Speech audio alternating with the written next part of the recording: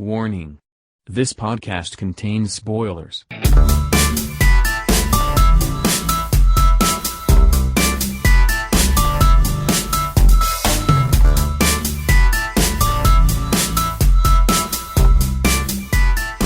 Third World Cinema Club.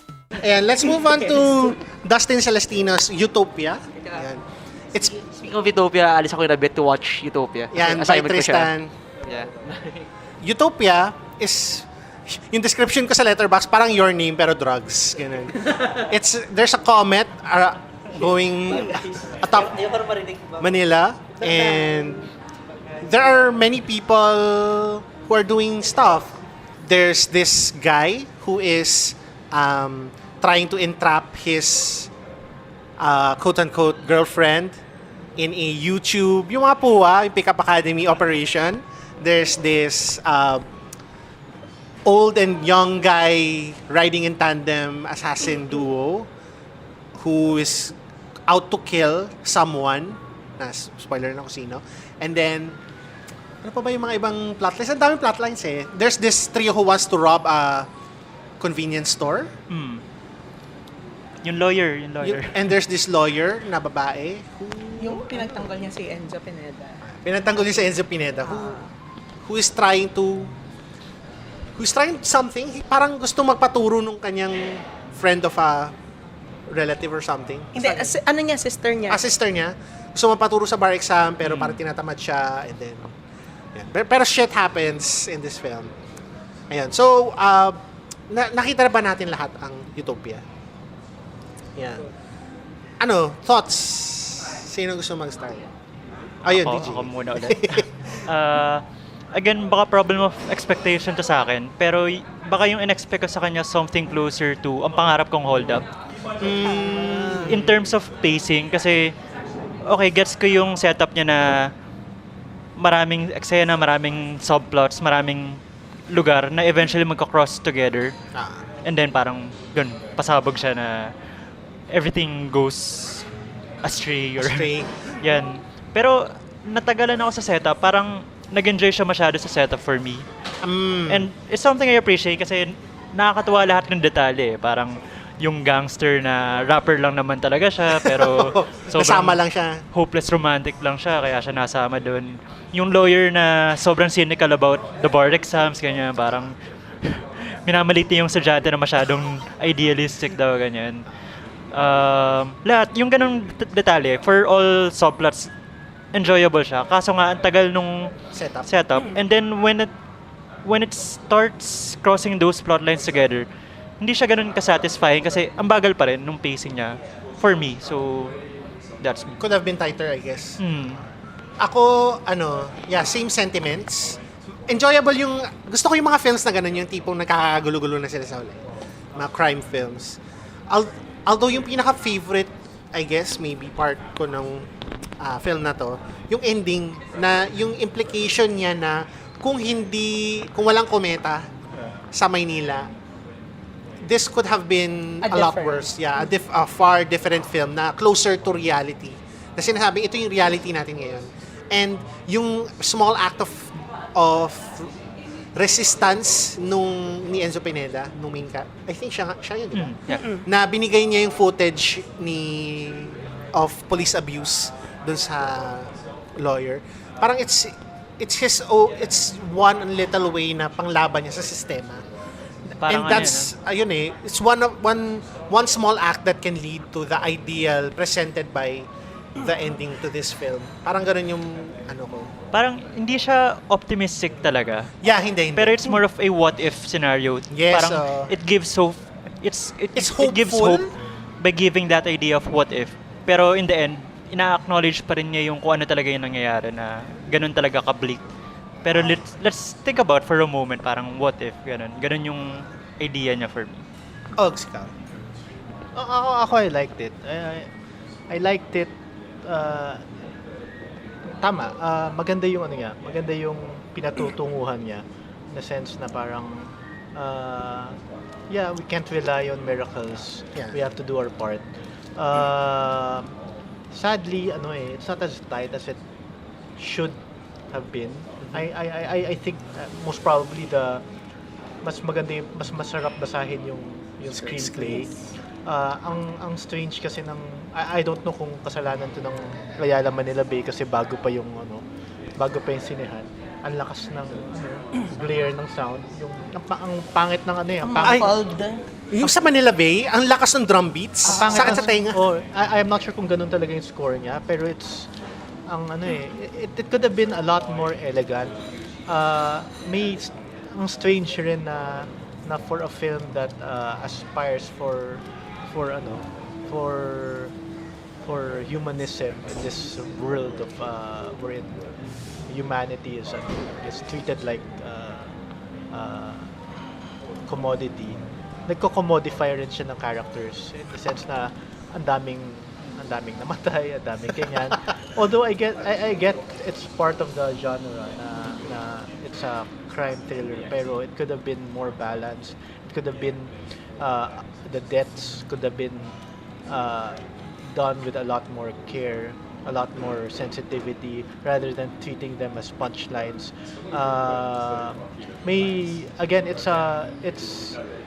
It's a very noble debut from Dustin Celestino, who really isn't a filmmaker. I think he's a playwright or a play director, theater director. The fact na ang ambitious ng script niya, and he was able to come up with something that is very coherent despite the many technical difficulties is laudable. I think yun nga, the technical difficulties or the technical aspects were the ones na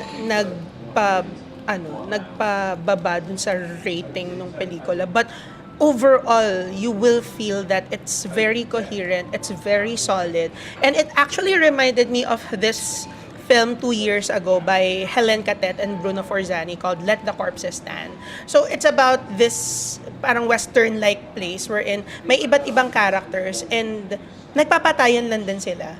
So in a way, it's similar to this. I think the length ng pelikula, yung haba niya, was for a reason. And it's to give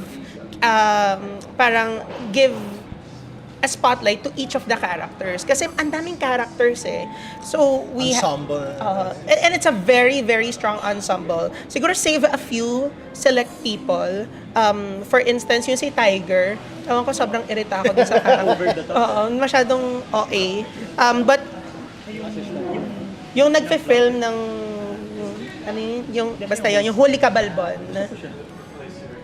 Yan. Hindi ko alam kung ano yung name ng character ni Tiger, but anyway, yung si Huli Kabalbon. Effective siya nga. Parang I don't know. Pero Tama na naiinis ko sa kanya. Tama na nakakaasar siya. nakakaasar. And siguro intentional yun, I don't know. Intentional yun. Pero ang ganda nung pagkakatahi ng pelikula eh. It's like a tapestry of different stories from different perspectives, from different point of views, from different locations. And nag-connect siya all together eh. And yung comet, siguro it was just an additional piece to give it a bit of a magic realism. Kumbaga, dahil nagkaroon ng comet, ito yung nangyari. But without the comet, tulad nga doon sa end part, ito siguro yung possible na nangyari. So, it gave also a different perspective on what the film could have been towards the end. So, ang ganda. Ewan ko, nung nanonood ako, talagang sobrang amazed lang ako. Kasi siguro 3 lang din kami doon sa loob ng sinehan. Kasama na ako doon. Ayun. Wala ka doon. Ay, hindi, wala pala ako doon. Ito yung notes ni Emil Javillena sa Utopia. So it's a film that he definitely thought wasn't perfect by any means, and he thinks it's fair to say that all of them in the jury felt the same way. But they decided to go with Utopia for jury prize. It won jury prize sa Cinnamon. Because most of them agreed that it was the entry that was most successful in trying something really new and out of the box. And they felt strongly about giving it some sort of recognition for the ensemble work, for the work of the ensemble. So marami namang holes talagang pwede mo i-poke dun sa film. Pero there are a lot of individual parts that really work very well. So, any final comments before we move on to the next film? Final comments? Yung Comments. yung comment mismo, parang ang pangit. Sorry. Actually, Actually, ano nga eh, nasayangan kasi ako kasi nagmamadali yung pelikula eh. nagmamadali yung pelikula na give it a few moments na may breather, especially during the moments na supposedly may effect yung comet dun sa goings on. It could have done wonders for the film instead of it being instead of it speeding towards yung conclusion, climax niya or yung conclusion niya. May tension kasi for me na parang on one hand, it's a black comedy na genre na may expectation ka na ganito yung pacing niya. It's supposed to entertain you. Pero yun nga, on the other hand, gusto mo na humanist pa rin siya and ma-flesh out yung characters. Wala siyang emotional payoff eh. Ayun yung problem ko sa'yo. Wala Yun nga siyang lang. emotional payoff.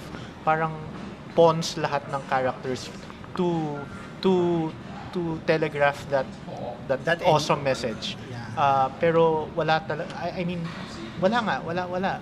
Parang lahat sila pieces in a game. puzzle. So nagmamadali siya and at the same time parang mabagal pa rin siya. No? Pero again, because it's trying something new kasi. So Yeah. It there's that subverts your Is it mind. really new? I don't think it's new. It's personally hindi eh. It's very genre. It's very 90s. Yeah. So Emil, can you explain? Hi, Emil. Yeah. Pero anyway, yun. Sige. Let's move on to Tia Madre by Eve Baswell. It's about this kid who thinks that her mother, played by Sherry Hill, has been replaced by a supernatural entity. And is she right? Is she wrong? Who knows? Not really, but maybe yes, no. Yun. So, have you all seen Tia Madre? No? Yes. Okay. It from the casting din, no? Jana Agoncillo was also in Nervous another Translation. Film. Yeah, it's very similar to Nervous Translation.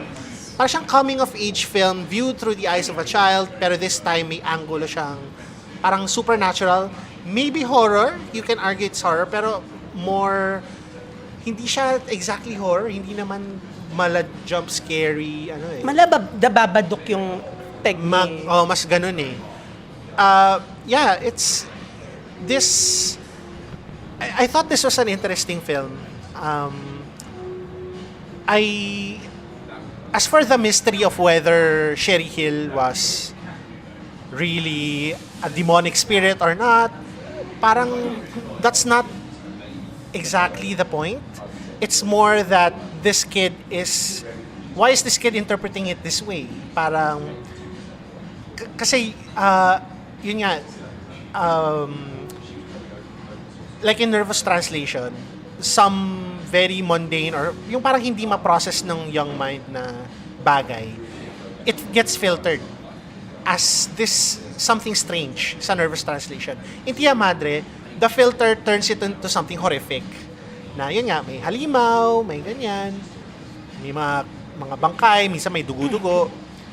So yun, yeah, and I found it very interesting, even though yun nga, it can get a bit abstract at times. And how about you guys? Ako parang nakulangan ako dun sa character ni Jana Agoncillo eh. Kasi if you're going to look at the film, may mga breadcrumbs na eh, na pinapakita na meron talagang problema yung character ni Jana Agoncillo. May isang part doon, spoiler alert, na si Sherry Hill, may kausap siya sa telepono lagi. Tapos, I think it's a psychiatrist or a doctor of sorts, na parang sinasabi niya na parang may problema nga, may something wrong dun sa bata. Kaya siguro umalis sila dun sa dati nilang lugar and napunta sila dito. And the film is trying to piece everything all together, but it didn't know where exactly it wants to go to. May na-observe nga ako na parts na I think was very similar to Ari Aster's works like Hereditary and Midsommar. Pero yung naging problem nung pelikula na to as compared to those films made by Ari Aster is that yung kay Ari Aster medyo solid pa eh, or aware pa siya kung ano talaga yung gusto niyang i-point out, whereas dun sa Tia Madre lito siya eh. It's very perplexed in what it wants to say or what it wants to convey. Kaya ang nangyari is hindi mo alam kung bakit dun sa dulong part kay Jana Agoncillo or kay Camille bakit nagkakaganon na siya? Anong nangyayari sa kanya? Ako, same conclusion na it doesn't quite work.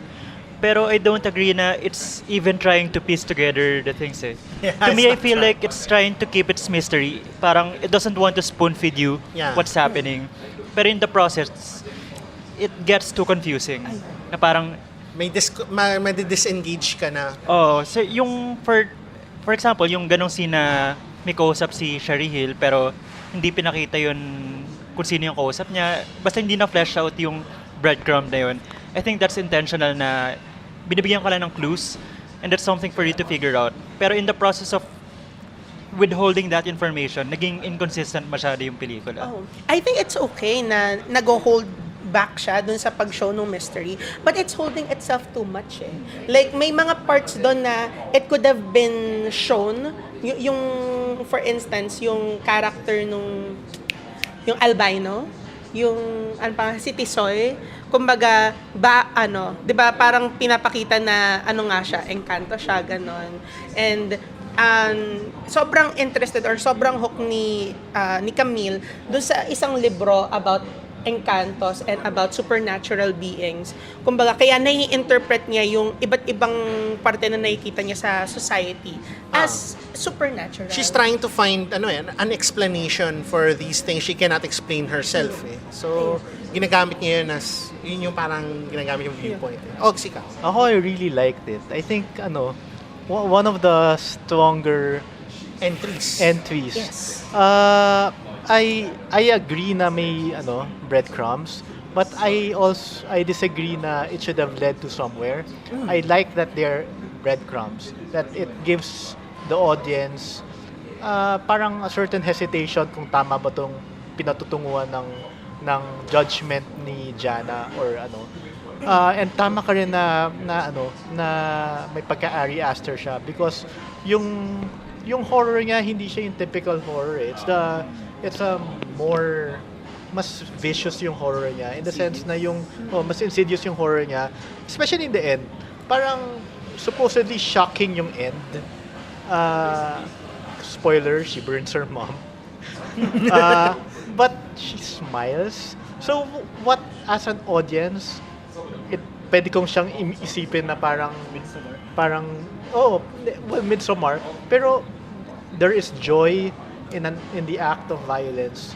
In the same way na yung end ng Hereditary, there's that certain joy in all the madness, in all the depravity of yung last scene. I think you have to displace yourself from treating the film as a narrative. Mas Experimental. Well, hindi experimental, but mas experiential siya. You have to put yourself in the shoes of Jana's character na you don't know exactly kung ano yung past mo.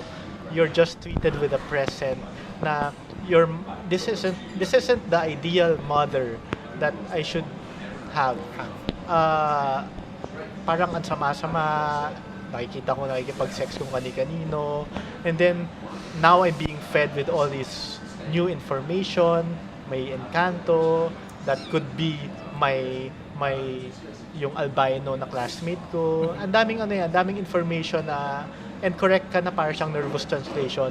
It's similar in the sense na it shows, it at least it attempts to show the perspective of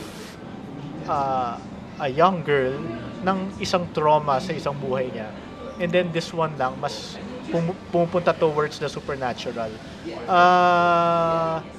I liked it a lot. It's like reverse Rosemary's Baby. Na sa Rosemary's Baby, it's the mother being paranoid dun sa anak niya, sa possible anak niya. Ito, it's a child being paranoid dun sa mother niya. Rosemary's Mother. Yeah. Rosemary's. So it's and sa akin yung journey ng pelikula na to, selection committee. Isa to sa ito yung parang ang tawag doon, backup script. I think yung original is yung Ascendant, Ascendant ni Sarah, ni Sherrod Sherrod. Anthony Sanchez. So we had to replace it with another horror film. And yung script nito hindi siya buo.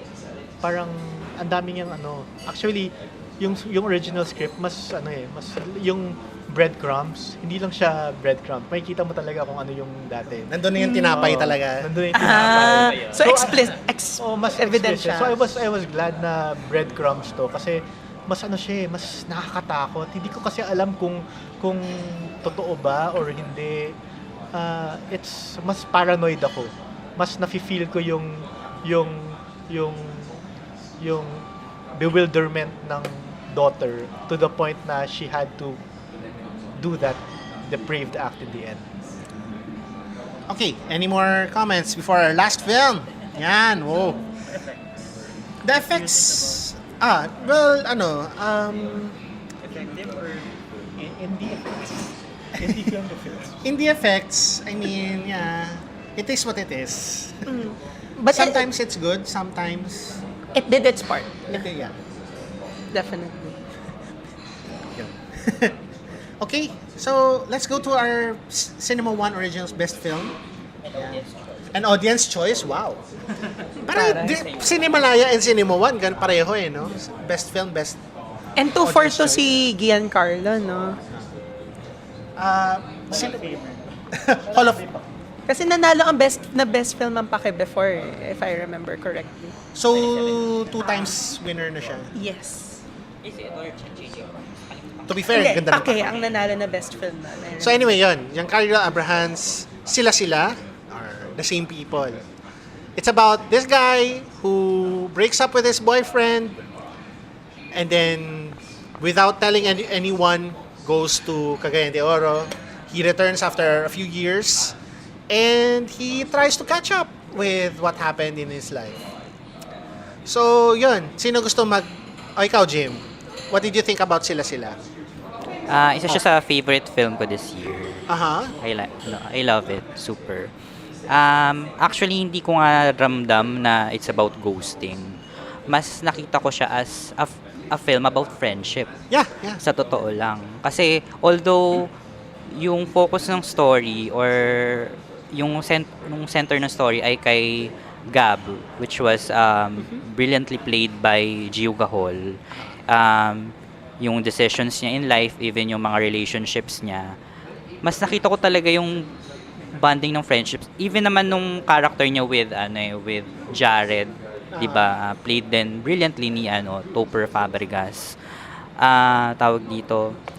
Before naging sila, 'di ba? They're friends. So They're friends, yeah. Talagang actually yung parang nga siyang may vibes ng mga parang 90s films na about friendship ganun. So I think yun yung na-achieve ng film na we're parang attempting to do friendship movies effectively. However, nagfi-feel yung mga other friendship movies na nagagawa recently or lately. So ano pa ba?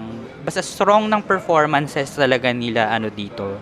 Gio Gahol and Topher Fabregas. And highly commended din yung syempre supporting actors like yun sila Adrian Vergara, si Fi Palmos, ganon. Si award-winning director Dwayne Baltazar. Surprisingly, Jane of And all future trades, Uniqlo ambassador. si Dwayne Baltazar, no. Kasi ang nakakatuwa dito, alam mo na tong mga actors na to galing ng theater. Aha. Sila. Sila, ganon. So, kasi Gio Gahol, alam mo, PETA, and then Topher Fabregas, mga tawag dito yung mga pa-alta, tawag dyan alta kasi yun yung mga ang mamahal na susko. Ang mahal naman ng ticket ng theater play na ito, 'di ba? Para manunood na lang ako sa sine over manood ng stage play kasi ang mahal talaga comparably with a cinema, mahal ang theater plays, pag-iipunan mo talaga. So watching them nakakatuwa, ganon. Kasi mga thespians yung napapanood mo Hindi sila yung biro-biro na mainstream acting, ganon. So, ayun, gusto ko yung music, yung soundtrack, even the cinematography, I like it. And maganda yung screenplay kasi ito yung language, yung dialogue nila, ito yung ngayon Ito yung ma-observe mo na discussions or usapan ngayon. And what I love about this film as well, kasi di ba si Fee Palmos nandito and Bart Ginggona, and both of them, meron silang pelikula with Sinag Maynila this year. So with Bart Ginggona, yung Akin ng Lakbayan, na segment in Lakbayan, directed by Love Diaz, hindi ko siya nagustuhan doon kasi masyadong theatrical yung acting niya. But here, as Max, tuwang-tuwa ako with Bart Ginggona dito. Now with Fee Palmos, kasi napanood ko siya with Akin ng Corona na confidant ni Narcabico, which magkakasama naman sila ni Gio Gahol and mga budding artists. Yun ang nila, tawag nila sa group nila.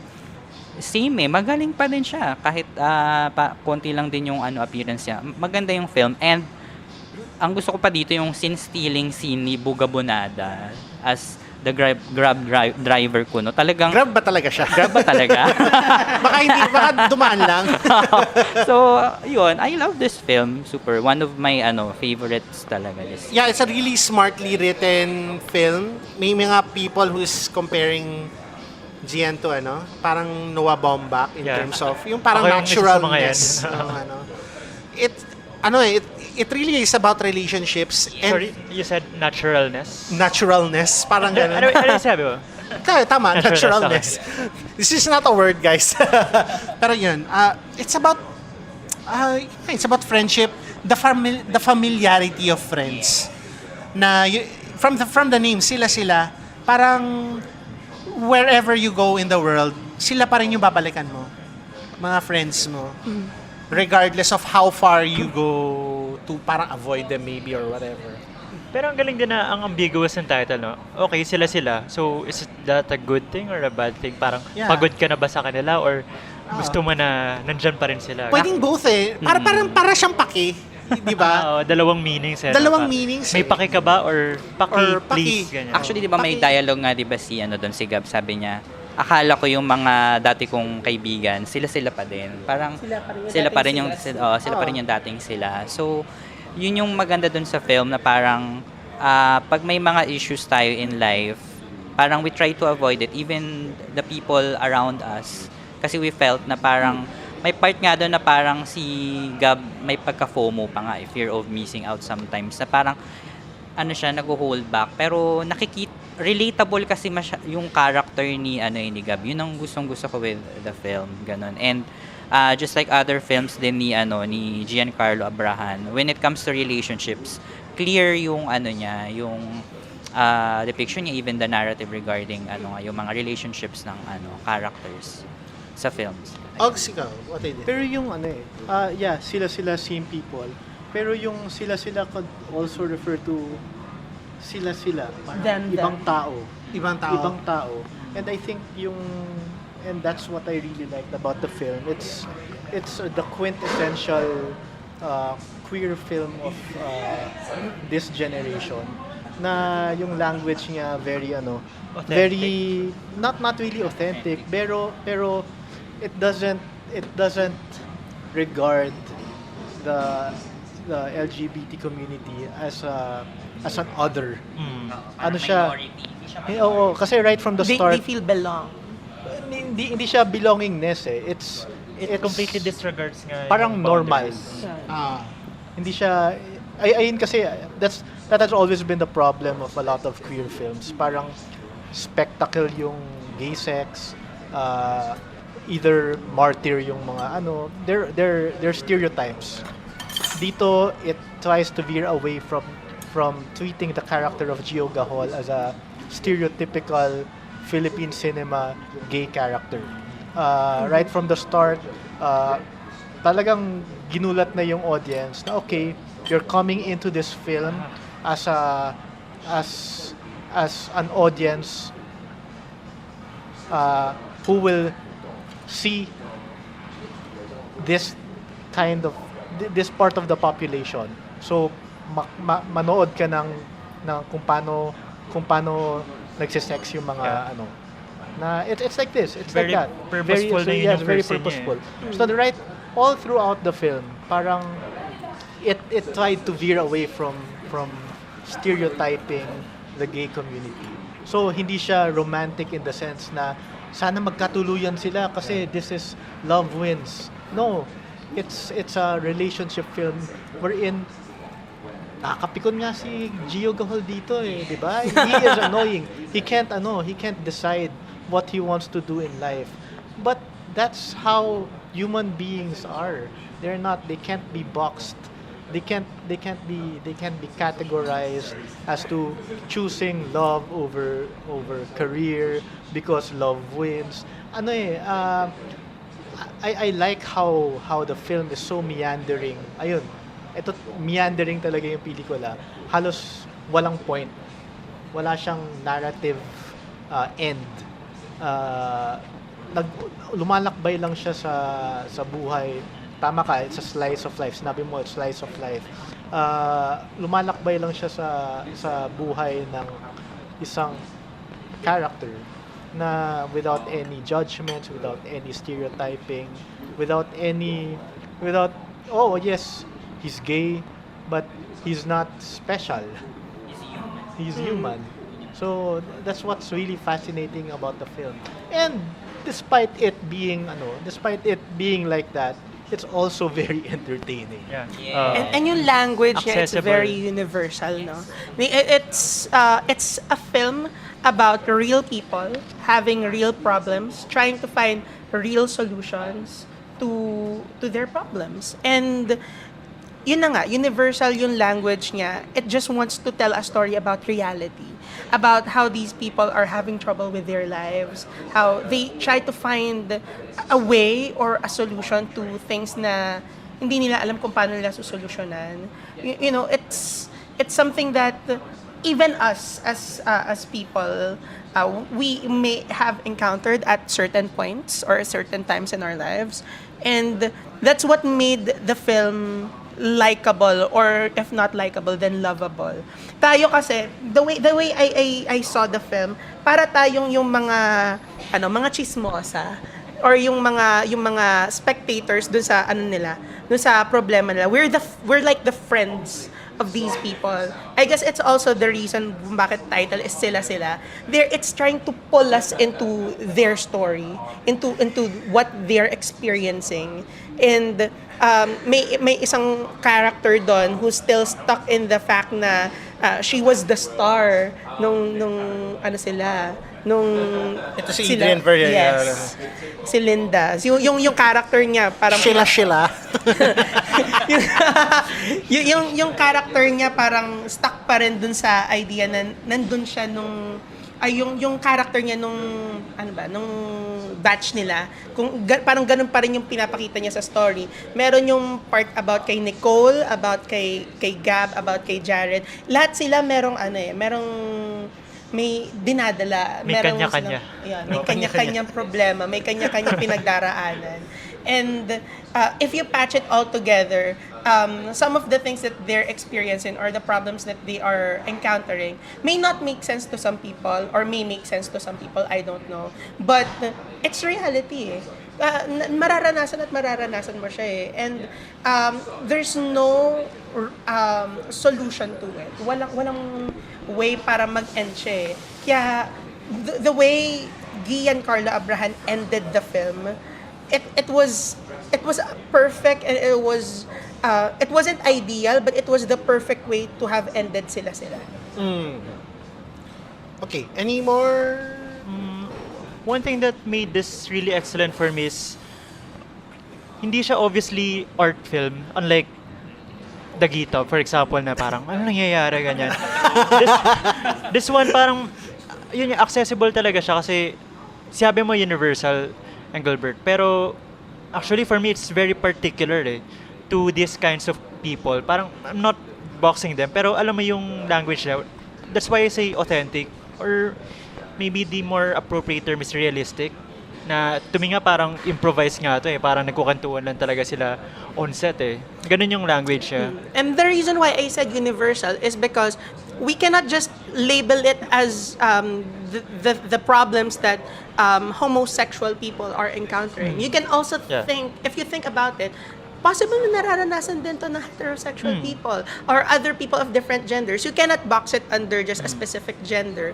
That's why I said it's universal. Kasi may mga tao talaga na nararanasan No, but to. what I'm saying was yung language, as in the actual words that they The words that they use. Yung vocabulary nila, yung jokes nila, yung syntax ng jokes nila, ganyan. And yung sa pagiging art niya, nandun pa rin eh. Yung favorite scene ko dito, yung quote-unquote, grab driver scene. Pero Grab ba talaga siya? Yun yung tanong natin yan ang maganda doon, yung after nun, kasi ramdam mo na ito yung parang darkest moment niya. Although in broad daylight. Pero pagbalik niya, gabi na, nung bumalik siya sa... Tapos yung sobrang mood lighting, di ba? Na high pala kasi siya. Tapos it ended with a joke. So funny pa rin niya, pero ang cinematic sobra nung for a film that's so intimate lang talaga. And yung small touches like yung characterization ni Gio pag nasa bahay siya, yung kumakain siya ng saging, yung nandun siya sa labas ng CR, yung kinakaskas niya yung pader na may gas-gas, ganyan. Small details like that na babad ka dun sa buhay niya. Very lived in, kumbaga, yung pelikula no? Na tipong kasama mo talaga sila na ka-friend. Ayun, any more before we go on to our final okay. So that ends our competition films section. If anyone wants to comment about the short films, have you seen a particular short film? Just I guess name one if you've seen one, and then what did you think about it? Start na lang muna siguro ako with The Slums. Yeah, it's a film about a family that's Documentary. It's a mockumentary of this family. There's na mahirap sila, but the filmmakers are making them poorer than they actually are.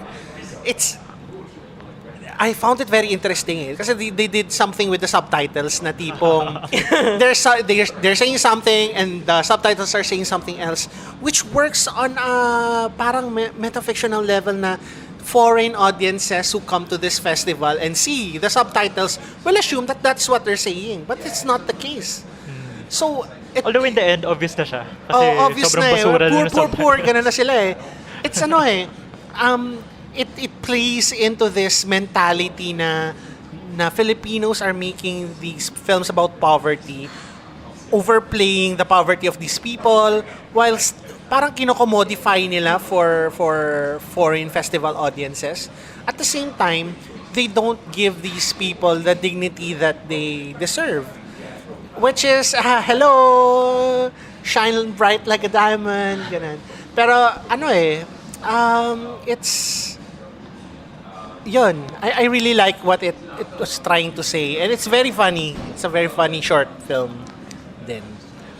To me, parang okay, funny siya, especially yung first scene. Kaso, nag-wear off din yung effect niya. So parang, nung nag-wear off na yung humor niya, mapapa-question ka na necessary pa ba to? Parang, not again, ganyan. May ganong feeling ako. From it. Tsaka inisip ko lang kung intended siya for, kasi feeling ko the film, yung The Slums, parang intended talaga siya to be watched by Filipinos eh. Yeah. Kumbaga yun yung intention ng pelikula. Pero yun nga, if it's watched by an international audiences and they will perceive it na yun talaga yung sinasabi nila. I think the parang the disconnect between having us see it and having other people who don't understand Tagalog see it. So, makes it much more interesting. Makes it interesting for me. Para siyang reaction yata dun sa yung sinabi ni Catriona Gray. You see, basically the romanticization of poverty din na ibang usapan yung kay Catriona seeing Gray. situations with a silver lining. Yep. Pero yun, any other short films that you'd like to talk about? Ako yung ang lumunod sa atin. I think yun yung film na pinaka-hook na hook ako. And really? Because yung way na ginamit yung mystery about the Shokoy and also the mystery behind the missing kid, which is yung kapatid nung bida, also played by Dylan Ray Talon, which by the way, 'di ba si Dylan Ray Talon parang halos lahat ata. Dylan Ray Talon Film Festival to. Hi Dylan. So, ayan, pero I liked how the film was trying to present its story, kung paano ini-envelop yung mystery, kung paano sabi ko nga nung kinakausap ko yung friend ko, which is si Louie of Cinephilia, it's about this kid who's trying to fragmentize his own memory with certain details wherein it's far-fetched from what really happened about the kid. Kumbaga, pinakita din, medyo, the only qualm that I had with the film was, parang, how do you say it?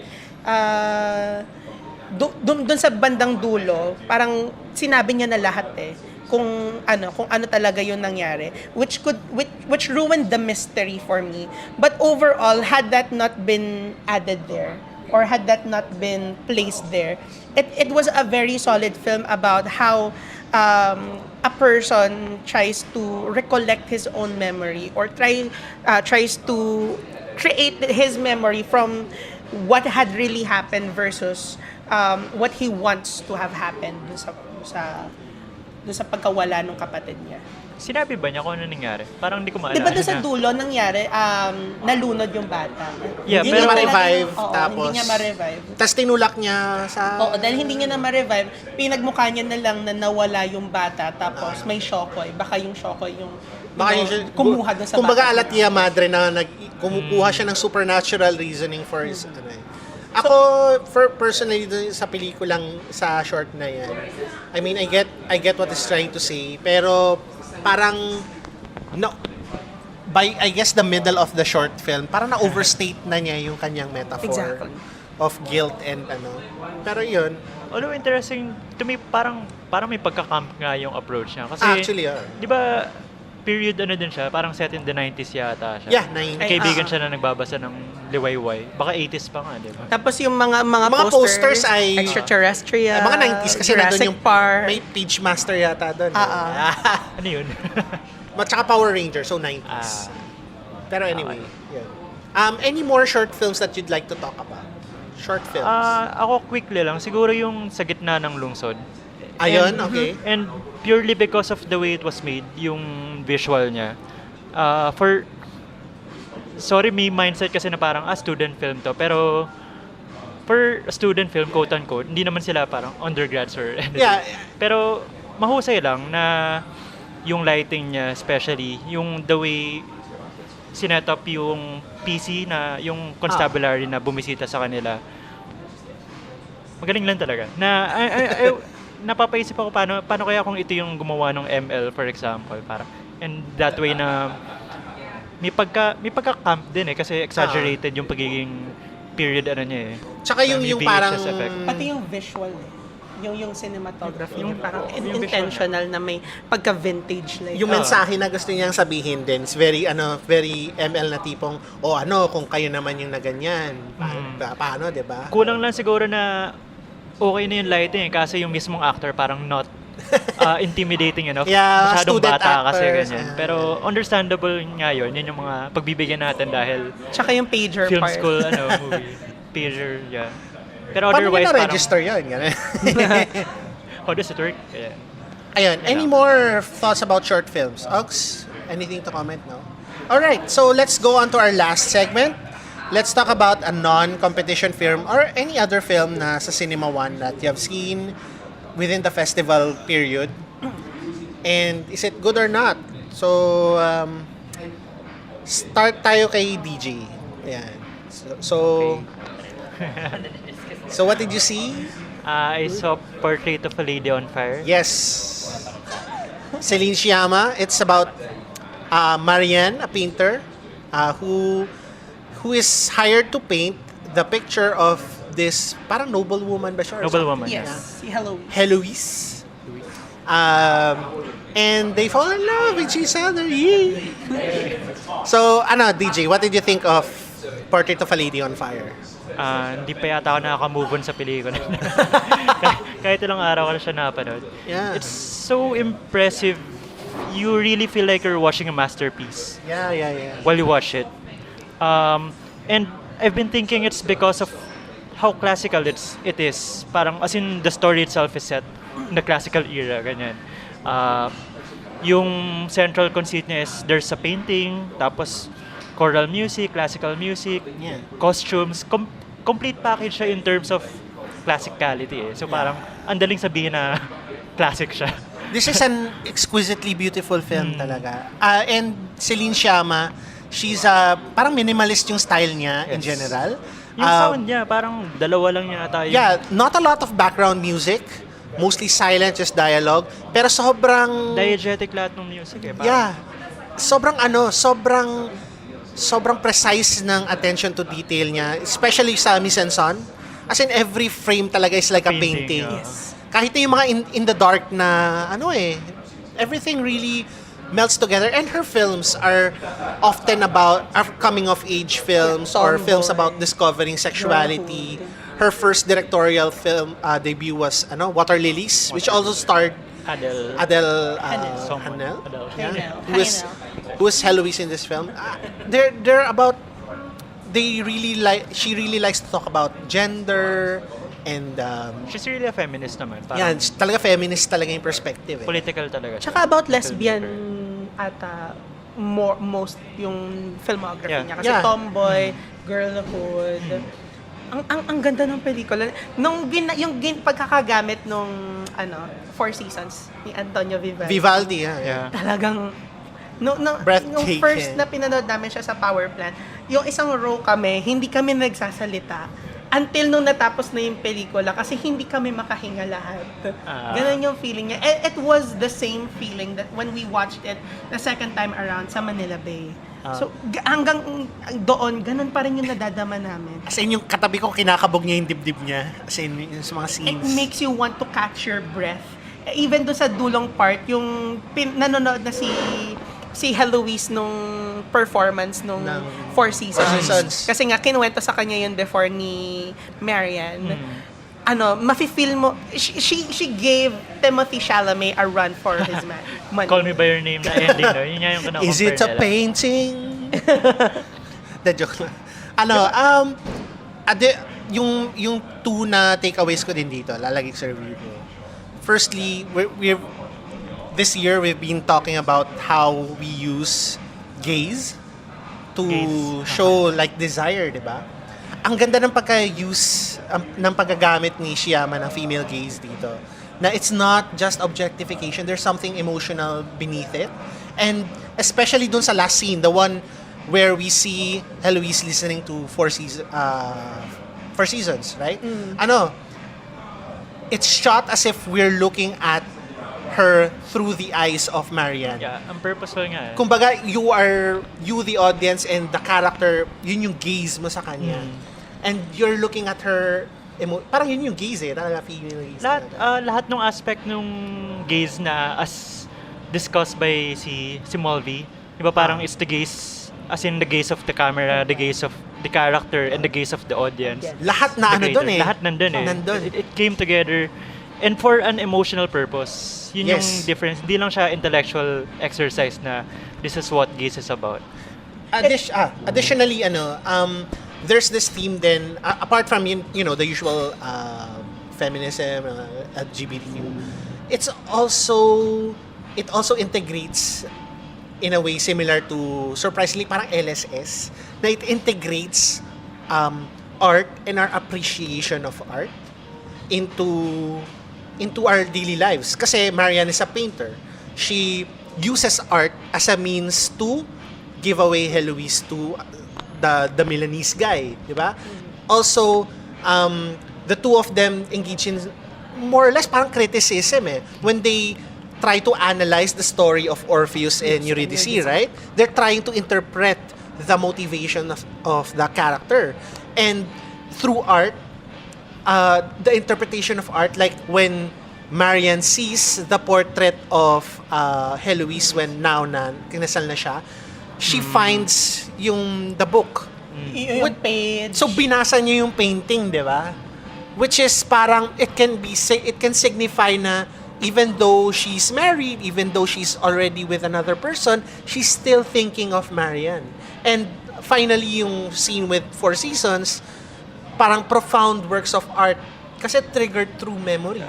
they can create profound emotions. Kaya yun yung gusto ko sa And pelikula. speaking of painting, di ba meron ding nakitang painting si Marian dun sa gallery, yung kay Orpheus din. Yes, if I and remember. also iba yung pagkakalathala nung and she painting. was the one painting it under the guise of her father kasi di ba, gender roles in that period very restricted. So, yun, I love this film. It's really good. It's one of the best films of the It year. reminded me of Carol of 2015, but at the same time, it's totally unique all on its own because Yes. it doesn't just limit itself to the idea na it's about lesbian love. It also talks about art. It talks about the guise of falling in love Yeah. for the first time because di ba yung si Heloise, she's never fallen in love. Yes. And also Marian. So the fact that they had fallen in love and there were secrets that tinatago ni Marian. For instance, yung pagtago niya na siya yung painter niya. And eventually it was shown. And even the little details, yung nuances na pinapakita ng bawat character, it all contributed to this one heck of a painting of a film. Yun. It's not tsaka yung parang, hindi lang naman, in Marian's case, hindi lang naman siya lesbian. I mean, there's a scene there na nabuntis yung kanilang maid, si Sophie. And nagbigay siya ng parang home remedy kay Sophie. Kasi sinabi niya, she's experienced this before. So, which is, I'm assuming she's had heterosexual. So, she's more bi than lesbian. Parang, it also plays into how Shyama, portrays gender as more of a fluid thing than just box into one and or even more Heloise categories. din naman parang hindi naman close yung possibility na Yeah, she did get attracted to a man. Because Yeah. Kasi convent girl siya parang Oo nga. more of, she's really just inexperienced, bookish person siya. ganun. Yeah. Any more thoughts on this film? Lastly pala, I was trying to make a point kasi na although sobrang classical nung veneer ng film, all of its elements are like quintessentially classical, like painting. Yeah. Parang when you say art, you think of paintings, di ba? Parang when you say classical music, this is what you hear, Four Seasons, ganyan. Pero underneath that, it's a very contemporary excavation of yung gender politics of that time na isa kasing inisip ko, so why set this in this era? Parang inisip ko bakit specifically late 1700s. And it turns out, may interviews si Celine Sciamma online about this na yung time kasi na yun was promising in terms of feminism eh. There was parang slight progression, parang medyo nag-progress yung feminists at that time kasi nga maraming painters like Marian at that time, actual painters na career. And then there was a backlash. So she was trying to say na hindi lang naman ngayon lang tayo naging progressive. Eh. Yes. There were eras before na naging progressive tayo. But it failed. There was a backlash. Yeah, There and was regression. Now and then, meron din backlash ngayon sa feminist movement. So it's not a linear upwards movement lang. yeah, na- it's more para sine wave, Zigzag. up and down. Yes. And this is yung era na pinoportray dito sa pelikula. This was one of those rising eras na sadly hindi na continue. And para sa akin yung I just have to point this out. Yung one of the most beautiful scenes doon sa pelikula was when when Marian was trying to paint or draw herself. Yung si Heloise nakahiga, nakaubad siya, and then the mirror was on her vagina. Tapos dinodraw niya yung sarili niya dun sa page. Kumbaga, this will serve as a lasting memory for you to remember me. Parang ganun siya. And the way it was painted. Na parang, Diba? there's that- Wait, naiyak ako. So, let's move on to the next film. Yan. Sige, EG, just talk a bit about what you saw. Na Ayan. hindi naman Cinema 1, pero fine, go. Ayan. So, pin-premiere kasi nung kailan ba yun? Friday. Friday, No, yeah. yun, yung first day ng Cinema 1, aside from the opening day, is yung Barbara Reimagined. So, I had the chance to see it on its gala screenings at Trinoma. So, just to be clear, this is a remake/reboot? Yes, it's Of a what? remake of Celso Ad Castillo's Patayin sa Sindak si Barbara. Yes. With so background, so si Celso Ad Castillo yung original, and then it was remade 90s ata by Chito Chito Chito Ronyo? Ronyo. And that film starred Lorna Tolentino. And then this is a remake or a reimagination, quote-unquote, of Patayin sa Sindak si Barbara. Actually, meron siyang TV series before. Ayun yung kay Chris Kay Chris ba? Aquino. Yes. So, eto naman, this was directed by Benedict Mique and the son of Celso Ad, which is Christopher Ad Castillo, the late So Christopher this Ad was, Castillo. matagal na pala to. I think inumpisahan siya ni Christopher Ad, but it was ended by Benedict Mique. I think Kasi that- because of what happened. Kasi when I watched the film, yung unang yung unang credits niya is directed by Benedict Mique lang. And then towards the end sinabi parang it's giving like a legacy piece to Christopher Ad. So ayun. So the story is about a girl named Barbara who came home from Canada because her sister died. Okay. Yes. Hindi Ruth yung pangalan dito nung sister eh. Nakalimutan ko na. Basta, the sister was played by Mariel De Leon. And basically, all hell breaks loose when the ghost of Mariel De Leon's character decides to hunt each and every character, which is si Natalie Hart, si JC De Vera, who played as the husband of Mariel De Leon's character, and Sia Rigor as, the daughter, si Elise. So, ewan ko ba, ang kalat? Sorry, pero, I think, to give it a fair analysis of what the film was trying to say, it stayed true to the story directed by Celso Ad Castillo, which at that time was starring Susan Roses. So ang problem ko talaga dun sa pelikula was that I think it's trying to be campy eh. Kaya siya ginawang Barbara reimagined. But the problem that I had with the film was that it did not embrace its own camp. Kasi Nag-alanganin siya. kumbaga parang may mga times na nag-hold back pa siya. The camera work was very flimsy. It was very sloppy. At the same time, yung gamit ng music sometimes was unnecessary. Kumbaga, it was trying to be almost like an MMK episode. Wow. Ganun okay. yung pag ang ano ba, ang hard ba. But what I really admired though was that Natalie Hart was trying to embrace the character of Barbara. I mean, alam mo, I really like Natalie Hart Yeah, as an actress. And also as pero yun. Ayun. So, may isang scene doon na sobrang nakakatawa. I don't know if for those who have already seen it, spoiler alert lang din, meron kasi doon sa dulong part na si Mariel De Leon is naglalakad-lakad na lang talaga siya. Lalalala. Tapos parang, dahil nga nakatrap yung ghost ni Barbara dun sa doll ni Sia Rigor, may isang eksena doon wherein si Sia Rigor, hinahatak siya nung dagat. Kumbaga, parang sinasabi na, dito ka na lang, forever sa akin. Tapos si Natalie Hart, hinahabol niya si Sia Rigor. Tapos try niyang kunin. Tapos akin ka na lang, baby. Kasi yun pala, yung character ni Sia Rigor, or yung bata, anak pala talaga ni Natalie Hart. It was through, ano yung term? Hindi real life na anak ni Natalie Hart kasi baby pa yan. No. yung tawag dito, hindi ko alam yung Surrogate. ayun, surrogacy. Yan. So, parang surrogate mother si Natalie Hart kasi nga, si Mariel De Leon doon sa story, cannot bear children. Okay. So, kumbaga, ang point ng pelikula, or siguro, the point of the whole concept ng Patayin sa Sindak si Barbara is that, yung ghost ni Mariel De Leon, nung kapatid, was that feeling niya ape siya, pero hindi naman talaga. So para anong point niya bumalik? Ayun na nga.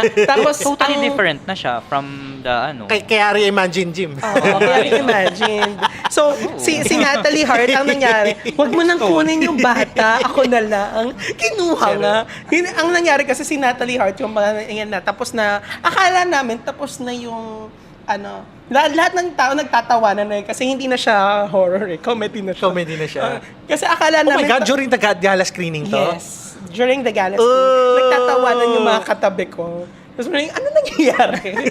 Ganun na siya. Tapos akala namin tapos na kasi nagkaroon na ng emotional scene si Sia Rigor tsaka si Natalie Hart. Tapos biglang si Natalie Hart, si Barbara, hinatak siya nung dagat. The end. Tapos the end, hindi naman the end. Ang nangyari is, naging multo si Natalie Hart, tapos si Mariel De Leon. So kumbaga sila na yung nagsusilbing gabay dun sa Sa bata. magtatay. Ito kinuhang multo. May camp. Siguro panoorin niyo sa iWant. I would recommend people to watch it on iWant. We'll probably do a separate parang podcast on yung mga movies na streaming sa mga ganyan. Kasi ang dami mga magsasampu na siya Pero I think it was very interesting as if you see it on a comedic perspective rather than on a perspective that focuses on the horror genre. A nice film to get drunk with the friends. Exactly. Pwede, no? Pwede. So, let's move on to the next film. Ayan, ako, The Truth by Hirokazu Koreeda. It's his first film after Shoplifters. Yeah, and his first foreign non-Japanese language film. Stars Catherine Deneuve, the legendary Catherine Deneuve. Basically playing herself. Get well soon. So, she suffered a mini stroke. Yes. Yeah. In this film, she's writing a memoir, and her daughter, played by Juliette Binoche. also the legendary Juliette Binoche, comes with her husband, Ethan Hawke. The legendary Ethan Hawke. And to celebrate, quote-unquote celebrate. And parang ang dami nilang hinalungkat na baggage ni Juliette Binoche from the past. Meanwhile, Catherine Deneuve is basically playing herself. She's starring in this film called Memories of My Mother, which plays very similarly to yung relationship dynamic nilang dalawa ni Juliette Binoche. And Koreeda Hirokazu stuff happens. It's a very Koreeda film while being very new. Diba? It's still, yung story beats ni Koreeda, it's still there. Hirapan ako magsulat na review dito kasi pareho kami ng opinion ni David Ehrlich na baka masyado magaya yung review ko sa kanya. It's like reverse Shoplifters na tipong Shoplifters is a film about strangers pretending to be a family, and this film is about a family pretending to be strangers. Yes. Pretending to be strangers. Parang there's still a family but it's very dysfunctional, and it plays din sa acting kasi acting is parang being a con man So parang they're trying to con themselves na hindi sila magkapamilya, even though talagang nandun yung bonds, and even yung relationship ni Juliette Binoche to her mother in this film is meron silang very weird relationship na suportado nung isa't isa, but they don't function like what you expect a normal daughter and mother would function. So I really like this film. It's not best Koreeda, admittedly. Pero a lot of his fans will not like it because parang medyo I guess to them, medyo nag-stray siya from the norm. It might be a little slow to them, kahit na maiksi lang. Pero ako, I really liked it. Masaya siya, and it's still about family. Koreeda is still trying to explore that thing about families and why we should be together, why they are together in the first place. And of course, wala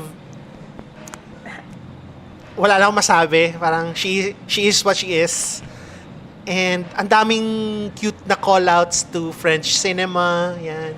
May scene doon about talking about film actresses. Tapos, the driver, someone mentioned Brigitte Bardot.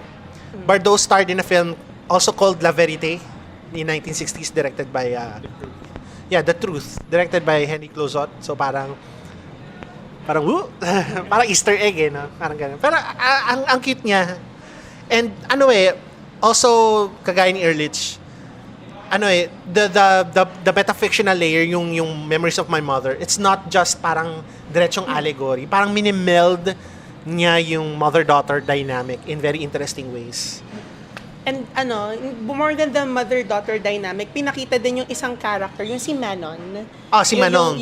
So kumbaga, yun talaga yung nag-serve as parang a memory. Kaya in my head, it's more than just about the family dynamics. It's also a recollection of memory. Yeah, it's- about them trying to recall the things that have happened in the past. Kasi, spoiler alert, dun kay, sa character ni Juliette Binoche, si Lumiere, ang naging parang mother-like character niya talaga dun was si Sarah Mondaban. Sarah pala. Sarah, oo. Yan. So, ayun, kumbaga parang tinatry nilang i-recall yung lahat ng mga bagay, kung bakit hindi nag-work out yung family nila. But at the same time, it still worked out in the end. It was still very optimistic. It was very cheery. And Complete with Koreeda shot of the whole cast looking up at the sky. Very Koreeda moment. Parang, this is Koreeda. Yan. So, for me, I loved it. Siguro, it's a film definitely not for everyone. And it's sometimes questionable kung bakit ginawa siyang non-foreign language, or foreign language ba? Non-Japanese. Actually, may cast na ako for kung gawin nila tong hapon eh. Because you wanted candy. Yan. And ayun, nakakatuwa na may mga mention ng like yung Cesar Award, Yeah. yung mga inserts nila doon, sobrang nakakatuwa lang. Ayan. So, let's go on. Ayan, Ogs. Ayan. So, you saw a film this year, not Cinema One, pero it came out. 3 Filipino films came out at the same time. So, could you talk about what you saw this week? Well, this week I saw Mac Alejandro's The Annulment, which is quite unfortunate kasi ang tagal na hindi gumagawa ng pelikula si Mac. Well, yung The Annulment is it's not a good film.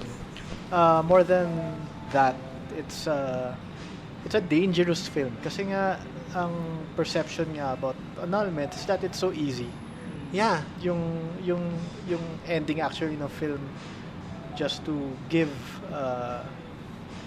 essentially may arguments, conflict yung mag-asawa. So nag-file ng annulment si Lovie Po. In the end, since mahal ni Joey Bascon si Lovie Po, pinayagan na niyang magkaroon ng annulment, which is essentially as the same as divorce. I'm a lawyer. It's not as easy as that. Yeah. So again, it's very dangerous considering now we're in this national discourse whether or not divorce should be legalized, because again, yung annulment is not equivalent to divorce. A lot of married couples would have to say na may psychologically incapacitated sa couples. So it's not as easy as the husband giving way to the demands of the wife, or the wife giving So again, it's dangerous because it tried to oversimplify a legal procedure for the sake of drama, melodrama, for the sake of cheap thrills. Medyo titillating kasi yung film. And then there's also The Art of Ligaw, which is surprisingly pleasant. Magaling si Epi Quizon dito. Essentially, the film is about a playboy, self-professed expert in Ligaw. bedding women. Hindi daw siya nanliligaw kasi he doesn't see the need to make ligaw kasi nga wala naman siyang pakialam sa long-term relationships, because purpose niya sa buhay is to bed as much women as possible. He goes to Davao, meets Casey Tandingan, very simple woman na never had a boyfriend because medyo traditional yung pag-iisip niya. Na in love si Epi Quizon. So niligawan niya si Casey Tandingan. Again, ang dami ng ganitong mga pelikula eh. Yung mga playboy meeting their comeuppance, dahil sa isang babae na hindi naman nila tipo, hindi maganda, hindi supermodel, pero nahumaling sila. It's not a unique narrative. I think what's charming about the film is that may dynamic siya ng local caller na pumuntang Davao. So, yung setting niya Davao, I don't know if it has anything to do with our current president. Actually, nasa credits daw na I mean, may special thanks doon na Duterte family, Bongo.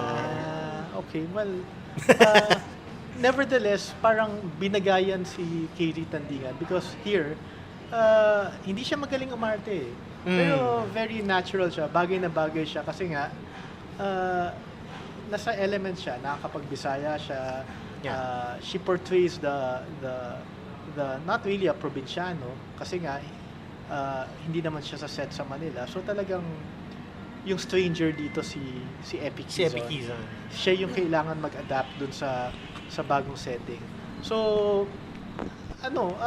it's pleasant. It's pleasant. It's not a good movie. It's not a very good movie. It's a pleasant distraction. Magaling umarte si Epi Quizon. Maraming